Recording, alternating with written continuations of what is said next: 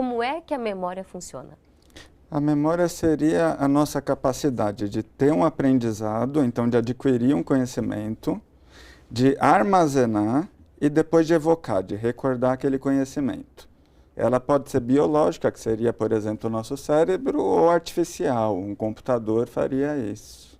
Mas a nossa memória biológica, ela é desenvolvida desde que a gente nasce. Desde que a gente nasce. Há algumas informações que falam até que a gente desenvolve a memória ainda dentro do útero materno. Já há comprovações disso? Na verdade tem. Dependendo do estresse que a mãe passou, o filho vai ter algumas repercussões. Isso mostra como desde a época do feto a gente já está desenvolvendo uma certa memória. A memória humana é uma fonte segura de informações? A gente pode confiar nas informações que o nosso cérebro acumula? Se o nosso cérebro acumulasse todas as informações que a gente presencia durante a vida, não teria espaço para que isso acontecesse. Então, esquecer alguma coisa é normal, a gente precisa disso. Infelizmente, a gente não escolhe exatamente o que o cérebro esquece ou não. Então, é preciso ter alguns cuidados para que essa memória seja mais adequada, mas esquecer um pouco é esperado. É esperado e a gente tem que aprender a lidar com isso. Exatamente. A forma como a gente guarda as informações depende da forma como a gente interpreta os fatos. Várias pessoas diferentes numa mesma situação. Cada uma vai armazenar aquela experiência, aquele aprendizado de uma forma diferente? Vai. Infelizmente ou talvez felizmente, a memória não é algo tão fidedigno. Existe uma forma de interpretar. Por vezes, aquela situação para uma pessoa causa uma emoção grande. Então, ela vai lembrar de uma forma diferente da outra. A memória, ela entende uma situação diferente dependendo de cada um. E o senhor falou sobre o esquecimento, que faz parte do cotidiano, é esperado. Mas como eu sei se o esquecimento que eu tenho no dia a dia é esperado ou já está além da conta? Tem alguns sinais de alarme. Então, se esse esquecimento está prejudicando o seu trabalho, a sua vivência na sociedade, isso é sinal que está precisando de uma avaliação médica para descartar algumas doenças causando isso.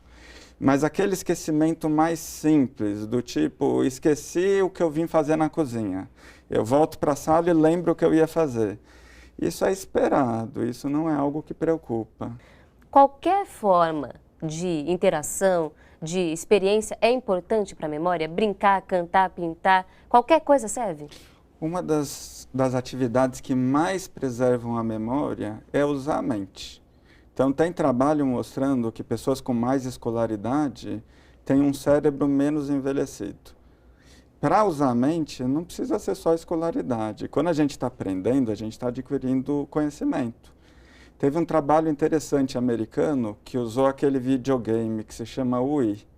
E o grupo que jogou mais preservou a memória.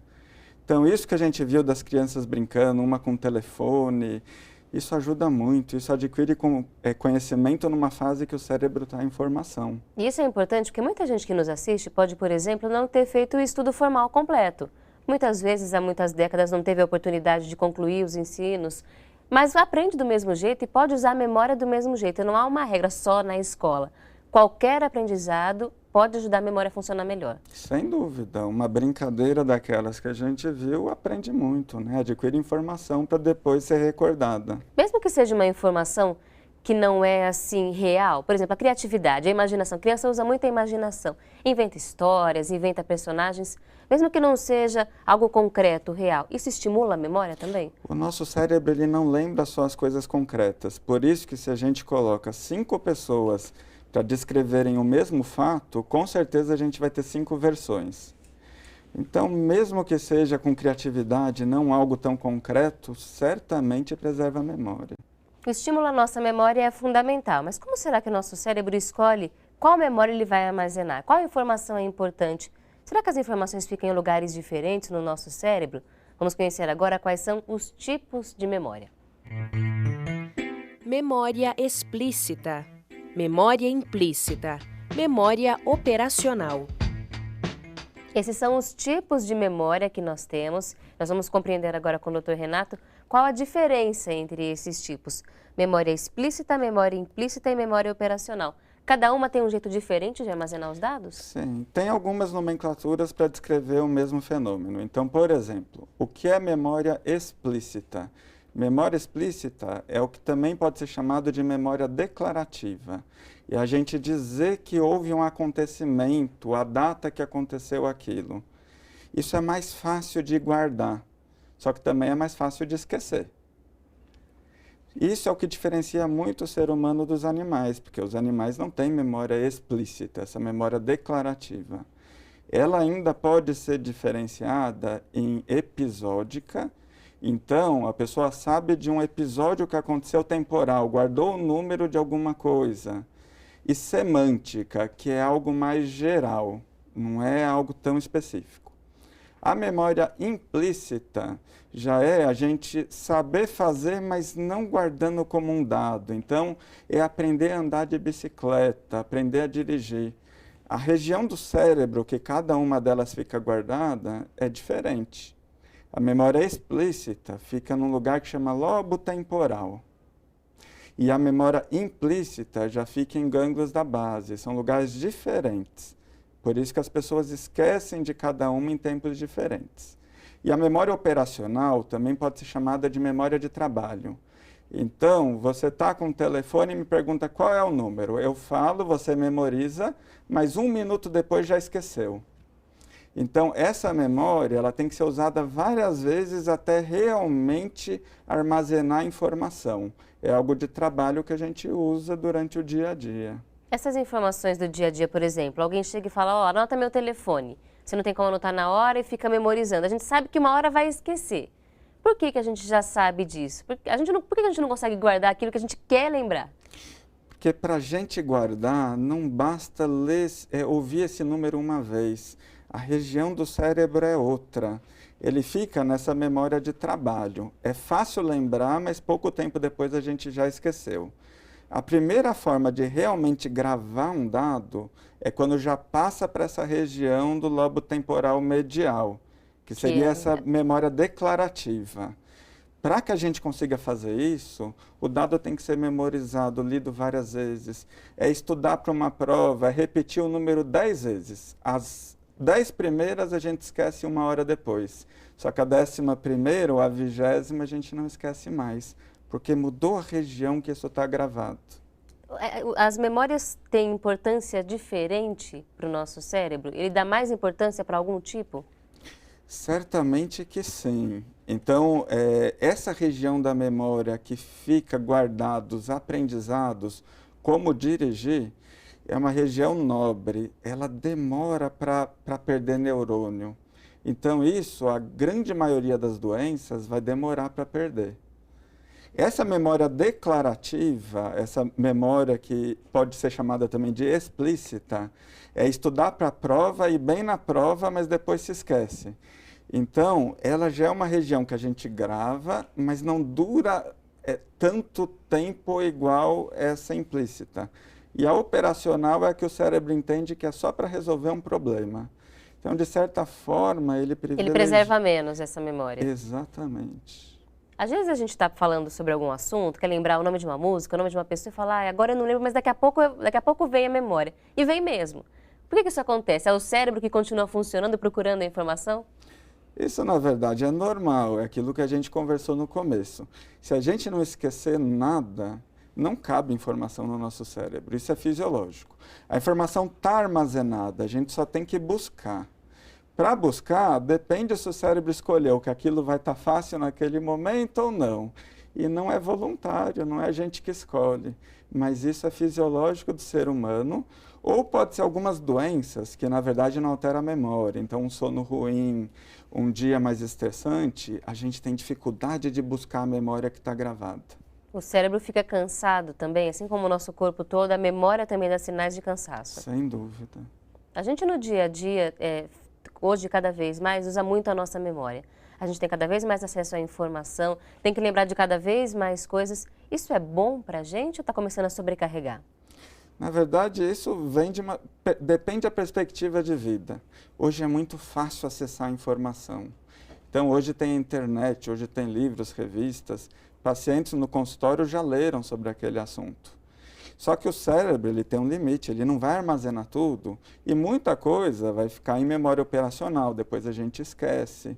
Só que esse acesso à informação, ele pode ajudar a nossa vida. A gente pode viver melhor com tanto acesso, permite uma evolução do conhecimento, mas a gente tem que saber os limites. A informação continua vindo, não dá para aprender 24 horas por dia. Chega uma hora que a gente tem que parar um pouquinho para o cérebro respirar, digamos assim, para ele se organizar. Isso é qualidade de vida. Quero agradecer a participação de uma telespectadora. É a Daiane, de Boa Vista. Olá, Daiane, obrigada pela audiência. Contou pra gente que está assistindo pela primeira vez e já gostou. Fique sempre à vontade. Obrigada por participar também do nosso programa. Doutor Renato, ela conta uma situação que muita gente vive e nós vamos agora compreender melhor porque isso acontece. Ela conta que está estudando para o concurso da cidade dela. Estuda, mas não entra nada na cabeça. Ela continua estudando e mesmo assim não consegue aprender. E ela fala, por exemplo, quando guarda um documento, ela demora meia hora para lembrar onde foi que ela guardou. Por que isso acontece? Ela está com um problema de memória ou isso já era esperado? Não, Daiane, na verdade já teve um fato que você contou que é um bom sinal. Você lembra onde guardou meia hora depois. Ou seja, a informação está armazenada. Primeira coisa que a gente tem que pensar, essa informação ela vai ter que ser armazenada para que você vá bem na prova. Se você estiver ansiosa, dormindo mal, se estiver com o humor mais deprimido, esse processo ele vai ficar mais difícil. Isso é esperado, acontece com todo mundo. Outra questão, a gente tem que dar um tempo para o cérebro armazenar essa informação na memória declarativa que a gente conversou antes. Então, não adianta passar 8 horas seguidas lendo um texto. Depois de 1 hora, não está conseguindo se concentrar, levanta, toma um copo de suco e volta a ler. Tem que preservar o horário de sono. Mas isso que você está me contando está parecendo muito uma questão de ansiedade e o número de informações que você quer armazenar ao mesmo tempo. Qual é a capacidade de aprendizado que a gente tem, de memorização que a gente tem? De um dia, por exemplo? Isso depende de cada um. É lógico que tem pessoas que conseguem memorizar muito mais do que outras, mas todo mundo consegue memorizar. Tem aqueles que vão poder ficar 2 horas concentrados e aqueles que perdem a concentração antes. Agora, a quantidade que a gente consegue memorizar é muito variável, inclusive no mesmo indivíduo. Hoje você pode estar melhor do que amanhã. Então é importante que a Daiane, por exemplo, continue estudando todos os dias um pouquinho, se percebeu que não está muito bem, muito concentrada, para um pouquinho, descansa, mas continuar, persistir nesse aprendizado, porque uma hora a informação vai ser guardada. É isso mesmo. E Daiane, tenta combater a ansiedade se você está passando por isso, porque não está ajudando a sua memória também não, tá? E obrigada por participar do nosso programa, mande sempre as suas perguntas e sugestões. Nós vamos saber agora de outras situações mais complexas que podem afetar o funcionamento da nossa memória. São algumas doenças que podem aparecer. Alzheimer, aterosclerose, Parkinson, depressão. Dessas doenças que nós vimos ali, qual é a que mais acomete a nossa população?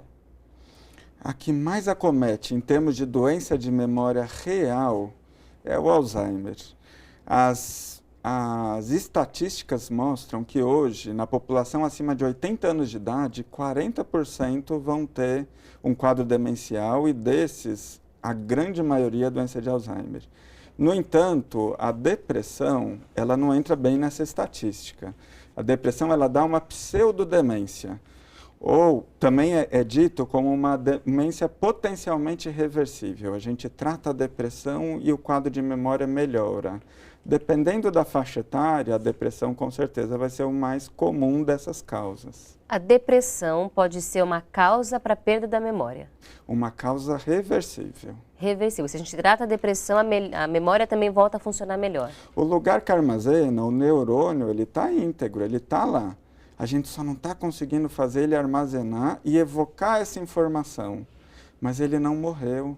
Melhorando o humor, esse processo vai melhorar junto. Diferente dessas outras doenças, como Alzheimer e Parkinson, que a perda dos neurônios é real. Os neurônios vão morrendo e por isso a memória vai sumindo junto? De certa forma, sim. A gente perde a célula do cérebro e esse processo, essa célula, ela não vai voltar a viver, vamos dizer assim. O que existe é uma neuroplasticidade. O que significa esse termo? Quer dizer que o neurônio ele pode aprender. com muito treino, a gente ensina um neurônio que não está acostumado a guardar nome de pessoa a fazer isso. Mas o neurônio voltar a viver nunca vai acontecer. Por isso que são demências não reversíveis. E quanto mais esse tipo de doença avança, por exemplo, Alzheimer, Parkinson, mais a pessoa vai perdendo a memória ou não é igual para todo mundo?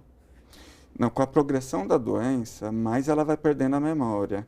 É que dependendo da doença, atinge uma forma de memória, atinge outra função do cérebro. Porque o cérebro não é só memória, ele inclui linguagem, ele inclui a apraxia, a gnosia, quer dizer, a capacidade de realizar uma atividade ou de compreender algo. Então a pessoa vai perdendo as funções de forma progressiva. E a gente vai falar no programa hoje sobre quais são as formas de evitar algumas dessas doenças para manter a nossa memória funcionando melhor. A gente tem hoje a incidência de problemas de memória considerados já além do normal em grande parte da população idosa? Estatisticamente, acima dos 80 anos é 40%. Isso é algo importante, mas nem sempre, por causa dessa doença de memória, a pessoa já está dependente dos outros. Porque qualidade de vida exige muito independência funcional, mais do que esquecer alguma coisa ou outra.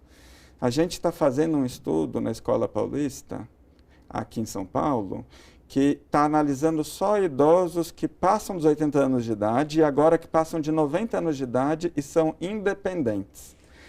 E isso mostra que é possível acontecer. Não é para todo mundo, muitos vão ter uma doença mais importante, mas é possível chegar na idade com a memória suficiente para se viver bem. Já falamos bastante sobre a importância de usar o cérebro de várias formas diferentes, mas há algumas atitudes que você nem imagina que são fundamentais para manter a nossa memória funcionando muito bem. Vamos destacar agora uma delas. Praticar atividade física. O exercício tem um impacto positivo incontestável no nosso organismo. Fazer qualquer esporte aumenta o número de neurônios no hipocampo, região responsável por armazenar a memória. Andar, correr, pedalar ou nadar também contribui para diminuir riscos cardiovasculares e faz com que o praticante adote um estilo de vida mais saudável. Quem assiste a gente está falando assim, não acredito que até para isso a atividade física ajuda. Todo especialista fala que a atividade física traz algum benefício. Para a memória também. E essa relação é direta? No caso da atividade física, ela tem a relação direta e indireta. Então, primeiro que tem estudos já com frequência de 3 vezes por semana, 5 vezes por semana, e todas elas ajudam a memória. De que forma? Que tipo de melhora a gente percebe? A gente melhora a questão cardiovascular, e aí acontece menos pequenos derrames, que piora a memória, só que a atividade física diretamente libera a substância que ajuda o cérebro. Uma delas são as endorfinas. Então, ela ajuda tanto direta quanto indiretamente. E independente do tipo da atividade física, de quanto tempo ela é feita, de 30 minutos, 50 minutos, qualquer atividade física já ajuda. Os estudos têm que ter um corte para avaliar, só que já tem estudos com 30 minutos 3 vezes por semana, 30 minutos 5 vezes por semana, e sempre tem encontrado um benefício. Então, certamente, a atividade física sempre ajuda. Ajuda para fazer muita coisa, para manter a saúde, para envelhecer de forma saudável, por isso a atividade física tem que fazer parte da nossa rotina. Mas há outras ações fundamentais que nós vamos destacar agora no programa, você vai ver agora mais uma delas. Prevenir o diabetes. Além de preservar a memória, essa atitude pode trazer outros benefícios. Sabemos que pessoas com sobrepeso correm mais risco de desenvolver o diabetes tipo 2, que gera resistência à insulina, o hormônio responsável por colocar a glicose para dentro das células. Com o descontrole glicêmico, os neurônios ficam fracos, o que pode resultar em lembranças deletadas.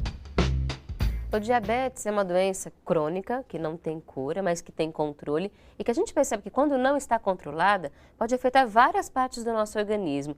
A pessoa pode perder a visão, pode perder alguns membros por conta da perda de sensibilidade, tantas complicações. E na memória ocorre o mesmo? O funcionamento cerebral fica alterado também? Infelizmente, o cérebro ele não é poupado de todos os danos que o açúcar causa.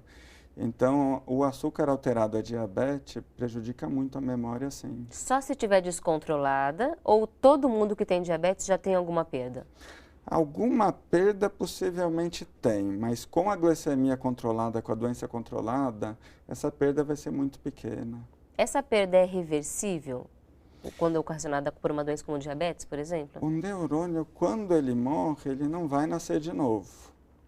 Então, na verdade, o neurônio tem capacidade de aprendizado. Se eles param de morrer, a gente pode, com muito treino, ensinar o neurônio a fazer a função de outro. Agora, aquele que está com algum dano não vai voltar ao normal. E essa questão dos neurônios ficarem enfraquecidos é por conta desse desequilíbrio do organismo. Exatamente. E a gente pode fortalecer eles de novo? Eles não chegaram a morrer ainda, então dá para a gente recuperar eles? Essa zona de penumbra do neurônio que está enfraquecido, esses voltam ao normal.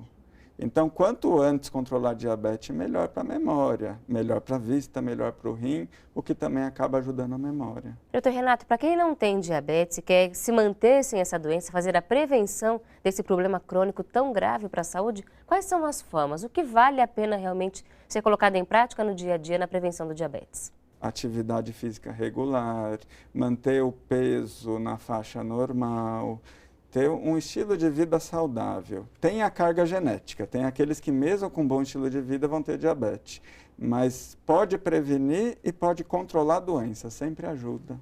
É importante fazer a prevenção, mas se você já tem, não fique preocupado. É importante que você siga a orientação do seu especialista, não abandone o tratamento, não pode relaxar na dieta, nos controles que devem ser feitos. E se você não tem, continue se esforçando para não ter mesmo, para evitar a doença, assim como outros que podem surgir. O doutor falou sobre estilo de vida e há um hábito que realmente deve ser abolido do nosso estilo de vida, que é o hábito do tabagismo. Parar de fumar. Quem fuma fica mais suscetível a desenvolver problemas no sistema circulatório, como aterosclerose, uma das doenças que afetam a memória. O cigarro também é produtor de neurotoxinas e radicais livres que causam danos aos neurônios. Todo fumante começa a ter esse tipo de prejuízo, essa toxicidade das substâncias que alteram o cérebro, mas também o risco de pequenos derrames. Explica pra gente qual é o efeito do cigarro no cérebro. O cigarro, ele causa um vasoespasmo cerebral. Na verdade, um vasoespasmo de todos os vasos do corpo. Então, toda vez que a pessoa fuma, é como se os vasos se contraíssem um pouco. É lógico que isso aumenta a chance de um vaso ter que fechar um pouquinho, e com isso faltar sangue na região do cérebro, que são os pequenos derrames. Então, todo mundo que fuma está exposto a esse risco. Tem aqueles que geneticamente o risco é maior ou menor, mas o risco sempre vai existir. Para todo tabagista, há um risco aumentado de ter esses pequenos derrames que matam os neurônios e por isso a gente perde a memória. Com certeza. Qual deve ser a postura de um tabagista hoje que quer parar de fumar e ainda não consegue? Quais são as opções para essa pessoa, para que ela consiga deixar esse hábito de lado? Primeira coisa é buscar ajuda, porque hoje a gente tem muito tratamento que ajuda a parar de fumar. Existe o tratamento, que é a terapia cognitivo-comportamental, que ajuda bastante. E existe a reposição química, então a gente pode repor nicotina, ou a gente pode usar uma classe de antidepressivos que diminuem a abstinência. O cigarro, ele não dá só uma dependência química, ele dá uma dependência psicológica. Por isso que a terapia ajuda tanto. E é uma opção que as pessoas devem procurar, porque realmente o tabagismo é muito prejudicial à saúde, não só à memória, como muitas outras doenças podem surgir por conta do tabagismo. E sempre vale a pena parar de fumar, a gente ressalta isso aqui. Não importa quantos anos a pessoa fumou, vale a pena parar de fumar em qualquer momento. O cigarro, ele prejudica o coração, o cérebro, o pulmão, a garganta, cordas vocais e o bolso, né? Porque é um vício caro. Uma coisa que é muito importante quem fuma saber é que toda vez que se tenta parar de fumar, aumenta a chance de se conseguir depois. Então, aqueles que estão desanimados porque tentaram parar e voltaram a fumar, não fiquem desanimados. A próxima vez a chance é maior. Mas eu recomendo buscar ajuda médica, porque isso também ajuda a chance de parar de fumar. E essa informação, doutor Renato, é importante, porque muitas vezes a gente desanima, não deu certo uma vez, não deu certo de novo, e para várias situações na nossa vida, não só para deixar de lado um hábito que não é bom para a saúde, mas para tudo. continuar tentando mais um pouco. O importante é não desistir diante da dificuldade. E para quem quer deixar de fumar, essa é mais uma mensagem de estímulo, porque realmente vale a pena deixar esse hábito de lado e cuidar melhor da saúde e da memória, já que ela também pode ser beneficiada com isso. Nós vamos destacar agora mais uma atitude que é importante, que é ter uma alimentação equilibrada. Ter uma alimentação equilibrada. Alimentos ricos em vitaminas e compostos antioxidantes são importantes para preservar a memória. Entre as mais indicadas estão verduras, frutas e legumes. A carne de peixe, as frutas secas e o azeite de oliva são uma boa opção. Doutor Renato, na atividade física a gente viu que a relação é direta e indireta. Na alimentação, a relação de uma boa alimentação e uma boa memória é também direta? É direta e indireta. Indiretamente, a alimentação aumenta muito riscos de doenças cardiovasculares. E diretamente, tem relação descrita de alimentação rica em gordura saturada com doenças demenciais, com Alzheimer. Uma alimentação rica em gordura saturada, na prática, significa o quê? Fritura, principalmente, manteiga, são principalmente esses alimentos que vêm na nossa cabeça. As gorduras mesmo. As gorduras. A gente só tem que tomar cuidado, por exemplo, o azeite de oliva, ele é rico em colesterol bom, que é o HDL. O HDL, ele acaba diminuindo muito o risco cardiovascular. Mas o azeite engorda muito e a obesidade é um fator de risco para a demência. Então, o azeite ele é saudável sem excessos. A gente tem que ter um equilíbrio nos alimentos citados como bons, como os vegetais, por exemplo, as frutas, as verduras. Eles também ajudam de forma indireta, porque ajudam a manter o peso equilibrado, evitar as doenças cardiovasculares, é isso? O segredo da alimentação saudável é não ter exagero e, de preferência, tudo na alimentação. Quando a gente industrializa, a gente acaba perdendo algumas propriedades. O ômega 3 em cápsula diminui a defesa, isso a gente já tem comprovação. Ele é um antioxidante, mas ele diminui muito a inflamação mais do que deveria. Agora, comer o peixe é mais saudável. Então, é melhor adquirir essas vitaminas através da dieta do que querer industrializar a refeição. Essa orientação é importante, porque todo mundo já viu alguma propaganda, alguma divulgação, algum vizinho comentando da cápsula de ômega 3, por exemplo, ou de outras cápsulas que ajudam a memória, por exemplo. Vale mais a pena investir no alimento que tem o ômega 3. Os trabalhos que repuseram ômega 3 não mostraram benefício nenhum. Nos comentários finais, a gente até encontra que os pacientes que tomaram a cápsula com ômega 3 reclamaram de gosto de peixe na boca. Para a memória não mudou nada. Agora, o peixe, ele é saudável. Qual é mais alimento que contém uma quantidade razoável de ômega 3? O ômega 3 vem muito desses frutos do mar, né? O peixe acaba sendo a maior fonte de ômega 3. A gente não deve adquirir nada em excesso. O melhor é uma dieta equilibrada. A gente precisa de gordura. A gordura, ela também é necessária. A gordura é uma boa fonte de caloria. O problema é comer um pacote de batata frita. A gente tem que comer cada coisa em pequena quantidade. Não é porque o peixe é bom que vai comer só peixe. Exatamente. E abandonar, por exemplo, a carne. Há muita discussão sobre a carne vermelha, por exemplo. A carne vermelha deve ser deixada de lado, especialmente na terceira idade? Não, não deve. Anemia também piora a memória. Um trabalho nosso na Unifesp, a gente realizou esse trabalho em 2008, com 300 pacientes. E a gente analisou anemia e confusão mental, que é um sinal de alarme para a memória. Quando a pessoa tem anemia, o risco de confusão aumenta absurdamente. E não existe fonte de ferro igual carne vermelha. O problema é querer comer rodízio toda semana. Então, um pequeno bife, de preferência grelhado, 2 vezes por semana, é muito saudável. Envelhecer ainda é a melhor escolha, né? Só não envelhece quem acaba morrendo. A gente tem que envelhecer com qualidade de vida. E isso é uma escolha, sim. É uma escolha que a gente deve fazer, não é para deixar as coisas correrem soltas, não. Nós precisamos tomar conta da nossa vida mantendo bons hábitos de saúde. Hábitos, como nós já destacamos, que melhoram também a nossa memória, assim como é importantíssimo controlar a pressão arterial. Veja o destaque. Controlar a pressão. As alterações vasculares diminuem o fluxo sanguíneo, o que acarreta menos oxigênio e nutrientes para as células responsáveis pela memorização. A gente viu já nesses destaques e na conversa o quanto os problemas circulatórios estão relacionados à perda da memória. Controlar a pressão, e a gente vê hoje o quanto isso é importante, já que 1/4 da população brasileira tem hipertensão arterial, é fundamental. Esse controle deve ser feito de que forma? Então, a pressão é indiscutível que ela altera a memória. Tem trabalhos com mais de 20 mil pessoas que mostrou que um aumento de 10 naquela pressão mínima, que chama pressão diastólica, aumentou o risco de demência em 7%. É muita coisa. A gente tem que controlar a pressão, não é porque está idoso que a gente tolera que a pressão fique alta. A gente só tem que entender, primeiro, o controle da pressão não tem que ser feito muito rapidamente, salvo em situações como um AVC agudo, situações de exceção. Então, aquele mito que existe, que a pressão está alta agora, vou correndo se algo grave acontece, a maioria das vezes tem uma ansiedade, um desconforto que está aumentando a pressão. O certo é controlar bem lentamente. Isso significa medir a pressão de quanto em quanto tempo? Isso significa consultar um médico, fazer um controle de 1 mês ou alguns exames que veem a pressão várias vezes para descartar o efeito jaleco branco. Então, quando alguém com jaleco branco mede, a pressão sobe. Porque, senão, a gente causa pressão baixa. E pressão baixa, ela pode levar a uma piora da memória mais rápido do que a pressão alta.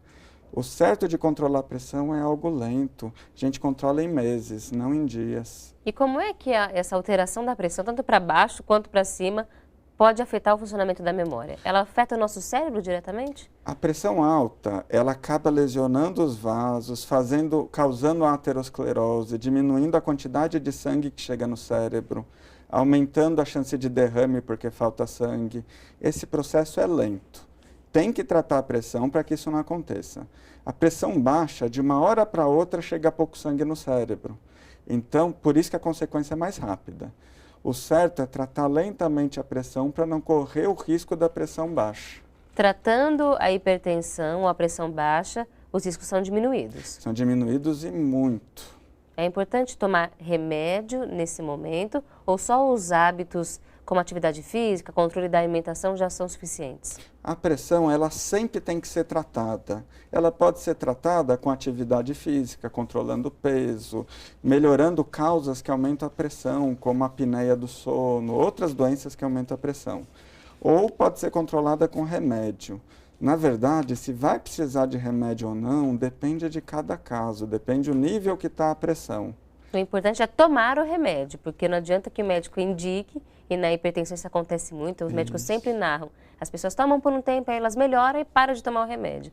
Esse relaxo que não pode acontecer, né? Se com comprimido já acontece esse relaxo, imagina quando a gente fala que a pessoa está tratando com caminhada. Melhor ela para de andar. Então, na verdade, tem que entender que exercício físico, dieta são tratamento, é uso contínuo. Mas tanto medicação quanto a mudança de hábito de vida é para sempre. Existe disciplina e dedicação, mas vale a pena. Há também uma outra doença que é cada vez mais comum na nossa população e que afeta muito a memória. A gente já destacou ao longo do programa hoje, mas vamos falar um pouco mais sobre o assunto, que é a depressão. Fugir da depressão. O indivíduo deprimido começa a dar ênfase às recordações ruins.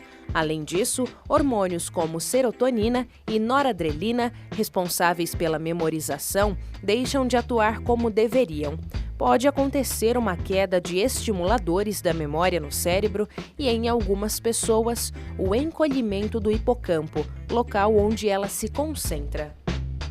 A gente acha que a depressão é uma doença que altera só os nossos sentimentos, os desequilíbrios emocionais. Mas não é só isso. Então a gente percebe que a nossa memória, o nosso cérebro, o nosso corpo físico também fica alterado por conta da depressão. A depressão realmente não é só sentimento. Primeiro que nem todo mundo com depressão tem tristeza, isso é um engano. A depressão ela pode se manifestar só com anedonia, perda de vontade. É aquela pessoa que fala que sempre gostou de ir no cinema, mas agora não, já foi tantas vezes, para quê? Antes a gente não fazia diagnóstico em ninguém, porque a gente não tinha tratamento. O que não tem tratamento a gente não pergunta. Hoje que a gama de tratamento é muito ampla, a gente pergunta e vê que a prevalência de depressão é altíssima. No cérebro, a depressão pode imitar a doença de memória, causando aquela pseudodemência que a gente conversou. Mas que pode ser revertida se a depressão for tratada. Exatamente. Quando a depressão melhora, não houve a morte do neurônio, a pessoa volta, é dito como uma doença potencialmente reversível, ela volta para o basal dela. O que é o hipocampo e como uma lesão nessa área pode afetar tanto a nossa memória e o nosso funcionamento cerebral? No começo do programa, a gente separou a memória. Então, tinha a memória declarativa, que é aquela explícita. Essa memória explícita, então, é lembrar que aconteceu uma coisa, uma data, ela fica guardada no lobo temporal, numa região que se chama hipocampo. Então, é o lugar que começam doenças, como a doença de Alzheimer, por isso que é tão dito. É uma região desse lobo. É importante manter essa região do nosso cérebro sempre intacta, bem cuidada, e a gente vai terminando o programa de hoje trazendo esse tipo de orientação para você, meu telespectador que nos está acompanhando. Mas eu quero aproveitar esses minutos finais para fazer a pergunta da nossa telespectadora, a Ilza Balbino, que mandou para a gente uma dúvida, não exatamente sobre memória, mas sobre qualidade de vida na terceira idade. Ela pergunta para o senhor, doutor Renato, se é normal as quedas ocorrerem na terceira idade, especialmente após os 90 anos. Ela conta que o pai dela caía muito após completar 90 anos. Aos 94 ele caiu, devido a uma tontura, bateu a cabeça e acabou falecendo. Os casos de queda são frequentes nesse período? Os casos de queda são frequentes, mas normal não é. Existe até um diagnóstico que chama caidor crônico, é quem cai pelo menos 2 vezes em 6 meses ou 3 no ano. E a gente tem que ir atrás das causas. Está caindo porque tem tontura, que é o caso que ela comentou, está caindo porque enxerga mal, mas é tido como uma doença, até pelos riscos que isso ocasiona. Não é normal, só que aumenta a frequência. E é importante procurar ajuda quando isso ocorre para que os casos de fratura não se tornem tão graves como é muito comum acontecer, como ocorreu no caso da nossa telespectadora. Isso mesmo. Agradecemos a todos que estão nos acompanhando, agradecemos ao senhor doutor Renato pelas informações e convite para que volte sempre a viver é melhor. Eu que agradeço.